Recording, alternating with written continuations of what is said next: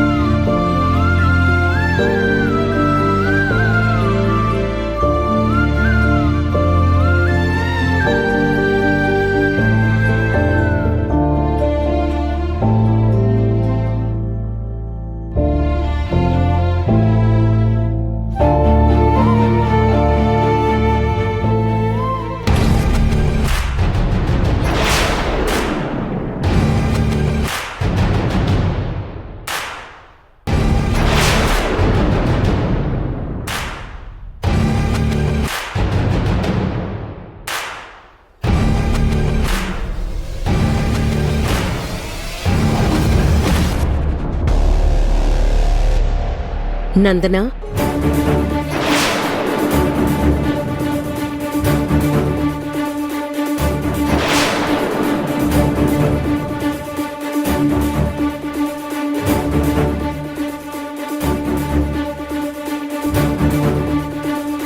ఒక విషయం గురించి మాట్లాడడానికి వచ్చాను.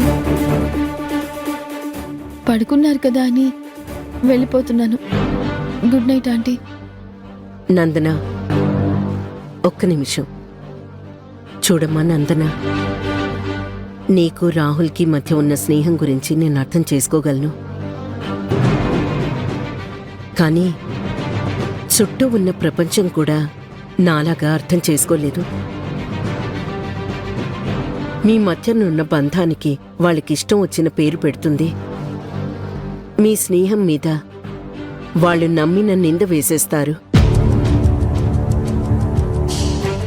మీది గొప్ప స్నేహమని నేను అనుకుంటున్నాను. ఆ స్నేహం అనే గోడ మీద ఈ జనాలు తప్పుడు రాతలు రాస్తూ ఉంటే నేను చూడలేనమ్మా. అన్నిటికన్నా ముఖ్యమైన విషయం ఏంటంటే, మీ ఇద్దరినీ చూసి కేతన కూడా అపార్థం చేసుకునే అవకాశం ఉంది.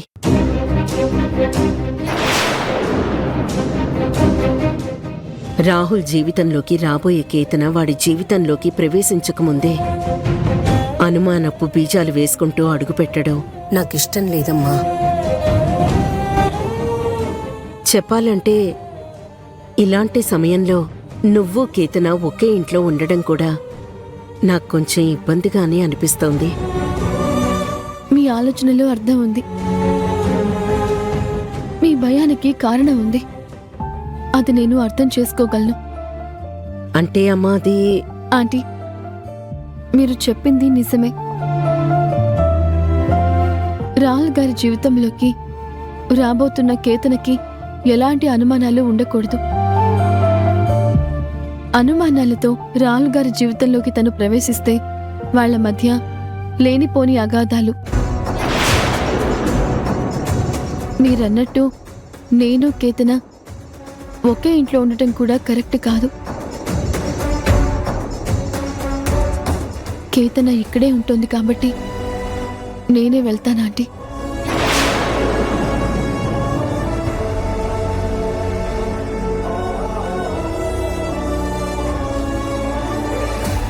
చాలా సంతోషం నందన.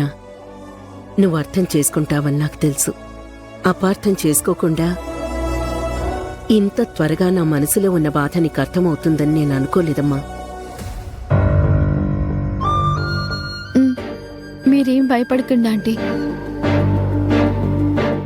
రేపే నేను ఇల్లు వదిలి వెళ్ళిపోతాను. అలాగేనమ్మా. కానీ నీకెప్పుడు ఏ అవసరం వచ్చినా, ఏ కష్టం వచ్చినా మేమందరం ఉన్నామనే సంగతి మాత్రం మర్చిపోకు. నీ మీద ఉన్న సదభిప్రాయం నా మనసులో ఎప్పుడూ అలాగే ఉంటుంది. అర్థమైందా?